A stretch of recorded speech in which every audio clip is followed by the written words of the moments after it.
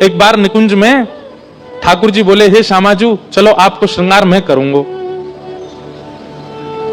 और जब जब किशोरी जी को श्रृंगार ठाकुर जी ने किया है, तब तब किशोरी जी को अपनो ही रूप भायो है। जैसे हर किसी को अपने आप को श्रृंगार के बाद देखने की इच्छा होती है, हम कैसे लग रहे हैं। अन्य दिन तो सखियां तैयार करती हैं, कभी कीर्ति मैया श्रृंगार करती हैं, कभी श्री जी स्वयं भी श्रृंगार करती हैं, परंतु अन्य दिन तो किशोरी जी स्वयं को श्रृंगार करके प्रतिबिंब में देखती हैं, दर्पण में देखती हैं और फिर आगे लीला में चली जाती हैं। पर जिस दिन ठाकुर जी श्रृंगार करके जाते हैं किशोरी जी का, किशोरी जी प्रतिबिंब के सामने ही बैठी रहती हैं, स्वयं को ही निहारती हैं।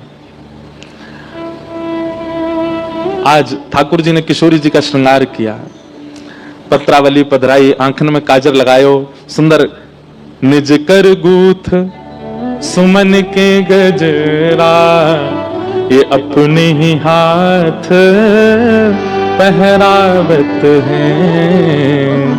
तू है सखी बड़ भाग बड़ी, नंदलाल तेरे घर आवत है। जैसे घर में देखा है ना, कभी बहनें बैठी हैं एक दूसरे के केश गूंथती हैं, ऐसे किशोरी जी बैठी हैं और ठाकुर जी उनके केश गूंथ रहे हैं। और किशोरी जी को आज इतना सुख मिल रहा है, इतना इतना आनंद है, पर प्रकट नहीं करती हैं। ठाकुर जी ने श्रृंगार किया और सुंदर पुष्प ला करके किशोरी जी के केशन में ऐसे सुंदर सुंदर गुच्छ बना करके श्रृंगार किया। और जैसे ही दूर से प्रतिबिंब लेकर के श्याम सुंदर आए, बोले हे श्यामाजू विराजो, देखो मैं आपको दर्पण दिखाऊं। और जैसे ही ठाकुर जी ने प्रतिबिंब दिखायो, किशोरी जी तो निहारती रह गई अपने स्वरूप को। अब ठाकुर जी जैसे ही दर्पण दूर करें, किशोरी जी के नहीं, या कुछ सामने ही रहने दो, यहीं स्थिर कर दो। ठाकुर जी कह रहे हैं, वाह अपनी रूप को निहार रही हो। बोले अपने रूप को ना निहार रही, या रूप में चढ़े भये श्रृंगार को निहार रही हूं, और वो श्रृंगार कैसे कियोगे वो चिंतन कर रही हूं। अब तो इतना सुंदर लग रहा है किशोरी जी को अपना स्वरूप की वो ठाकुर जी को भी कह रही है, दूर बैठो मुंह देखन दो। ठाकुर जी कभी पर्दा डाल दें, कभी दर्पण हिलाते हैं, किशोरी जी नाराज है, बोले याकू मत छेड़ो, मेरे सामने रहने दो। अब तो किशोरी जी कुंज में भी जा रही हैं, तो वहां पर भी ऐसे ऐसे दर्पण लगाए कि जहां किशोरी जी नजर घुमाए अपनो ही प्रतिबिंब देख रही हैं।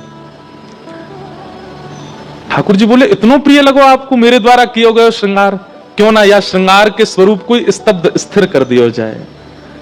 और तभी किशोरी जी अपनी स्वरूप को देख करके बोली, हे ललिते। और जैसे ही अपने स्वरूप को ललिते कहो है, तो किशोरी जी को जो प्रतिबिंब है वो प्रतिबिंब ही श्री ललिता जी के रूप में प्रकट है गया। श्री ललिता अली, ललिता सखी आ गए। तो सोचो, जब जब किशोरी जी विरह में हुए, वैसे तो विरह होवे ना है, सखी है ना दे, लेकिन फिर भी जब भी कभी वियोग होवे, जब भी कभी याद आवे, श्री ललिता जी को देख लें किशोरी जी। ऐसी ये दो सखी हैं, ललिता और विशाखा।